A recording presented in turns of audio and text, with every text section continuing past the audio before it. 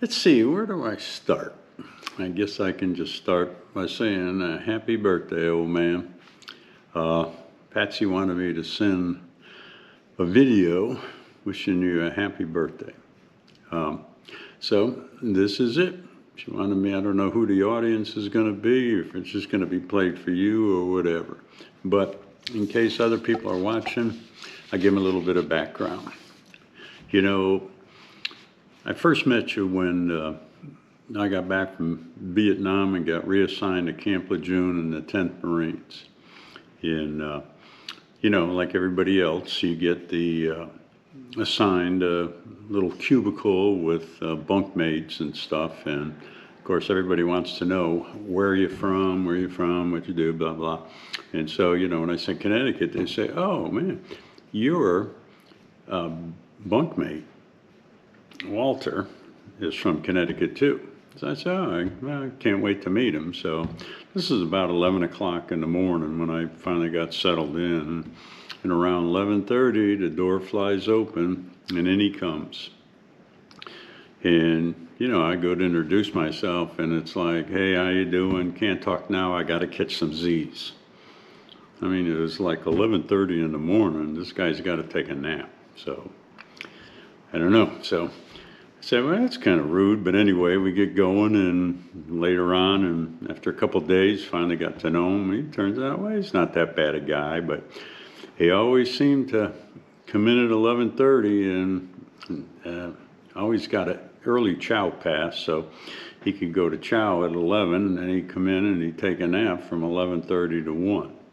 So he used to always say, I'm catching Z's, so I nicknamed him Zulu, and that kind of name kind of stuck with him and still does today with me sometimes. So everybody got to know him as a Zulu. So let's see what kind of cool stories I could remember about him. So, you know, we even got even tighter because coming back from Vietnam, we were kind of like indispensable as far as we were getting out. We weren't going back. So they kind of assigned us these jobs. I was in artillery. Zulu was in supply. And so I got assigned as the colonel's driver / regimental schools NCO. So I was in charge of sending people to military schools, not like West Point, you know, just kind of training type deals. Some of them were good, some of them were bad. When I say good and bad, some of them were hard, some of them were easy, some of them people that didn't like to go. But most of the time, if someone went, they got reassigned somewhere.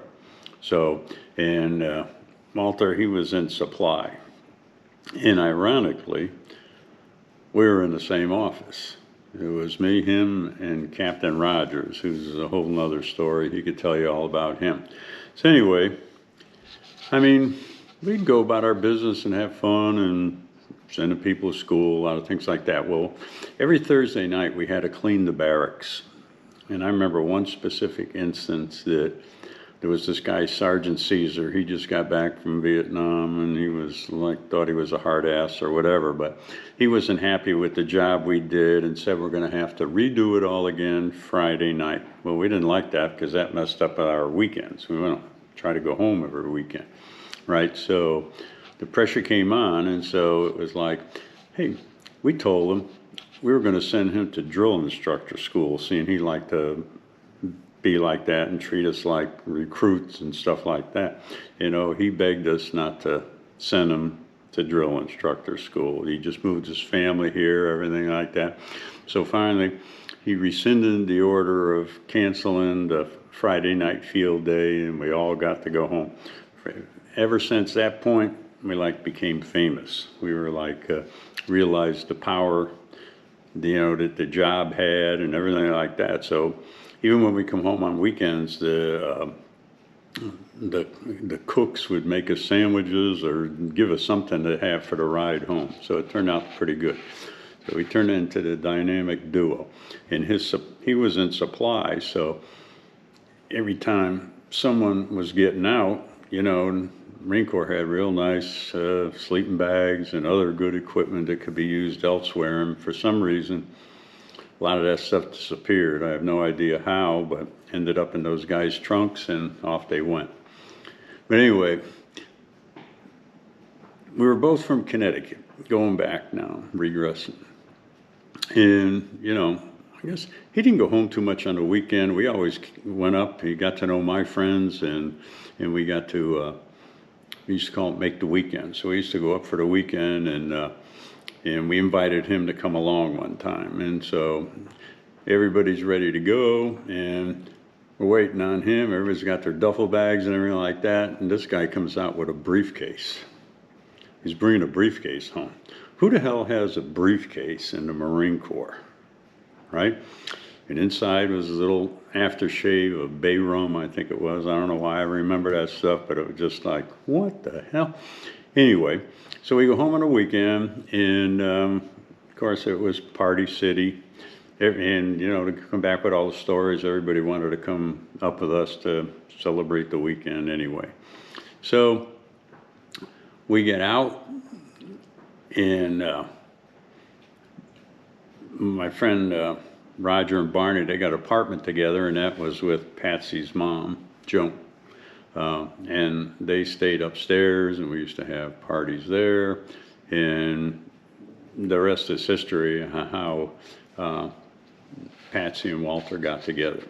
So anyway, I don't want to go on too long on this, but you know, throughout the years, we did maintain friends. You're probably one of my oldest friends. You are one of my oldest friends, the ones that I knew way back when and still maintain contact with them. So having moved to Louisiana, we used to come home like once a year, and used to get one night to get together, and we'd get the old group together, Roger, Barney, John, Dennis, and Zulu. We'd all go out someplace to eat, and I don't know how many places we either were asked to leave or got free appetizers to shut us up or whatever, and we were having problems everywhere we go. So we decided, and we always end up back at the VFW. So why don't we just say, why don't we just cut to the chase and just meet up at the VFW down there in Naugatuck, and just have our get together there, which worked out good, and we kind of pushed the envelope a little bit there too. But one story I forgot to tell you was when we were in, and you're going to remember this, because remember the time we went into town to get a haircut, and the haircut turned into, there's a dance in Kingston, and let's get a bottle. And so we're packed in the car, and we're had a few drinks and went up to this dance in Kingston, North Carolina, which is about 40 minutes away, I guess, from the base. And, you know, of course, none of the girls, it was 1967, so no one wanted anything to do with us because, you know, we were in the military, and it was kind of, we weren't in favor as it is today. But anyway, for some reason, after the dance, we went to get something to eat at some one of these, like, drive-in places and stuff like that, and the police came up, and there was something about a fight. For some reason, I got pegged with it, and I never, believe me, I never was in no fight there anyway. And anyway, so they took me off to jail. Didn't arrest me or anything, but we're sitting in jail, and we're sitting in the office there while they're interviewing me, and I convinced them, you know, the guy they had wasn't me, so they let me go. So now here it is, like 12:30, you know, on like a Tuesday night or something, and I'm in Kingston, North Carolina. How the hell am I going to get back to the base? There was no Ubers or anything back then. But ironically, I see Barney's car come by, and right behind him, there's another car coming, and guess who's got someone's halfway sticking out the window, and it's Zulu, and he's screaming about something. He met a couple of the guys. He was in Nam with some other place, wherever they went to, and I just, you know, I was sobered up by that time after getting hauled into the police station, and they wanted to go to Greenville, which is a college town. And one of the guys knew some girls up there, this and that, blah, blah. I says, hey, no girl's going to want to see us at 1:30 in the morning on Tuesday night. I can guarantee you that. I wanted to go back to the base. So me and Barney went back to the base. Barney's driving. He's 3 sheets to the wind, side swipes 2 cars, and keeps going. So I says, I'll drive the rest of the way. So I drove the rest of the way to base. I get in bed about 2:30. And about 3:30, the duty NCO comes in and wakes me up and says, Sergeant Valet, you have a emergency phone call, and I was like, still, I said, tell him to call back tomorrow, and so, okay, he goes away and he comes back again about 10 minutes later. He says, no, it's O'Connell. He has an emergency. So, I get out of bed and I go walking over, get on the phone, and I get instructions they ended up in jail up in Greenville for, I think it was smashing a phone booth or something. I guess the girls didn't want to talk to him, go figure. And so he tells me to get in touch with Captain Rogers in the morning and to get him out of there, which I did. And he got out the next day, and he could tell you all about that story, how great the food was and how it stuck to the tin foil and everything else. But anyway, we did have a lot of fun. We did cause a lot of mischief, and just wanted to wish you a happy birthday, buddy, and hope you have many more. And I moved to Florida back in January, down to the villages, and enjoying the heck out of it. So we're doing really good, and hope you stay healthy and have a great birthday. Love you, buddy.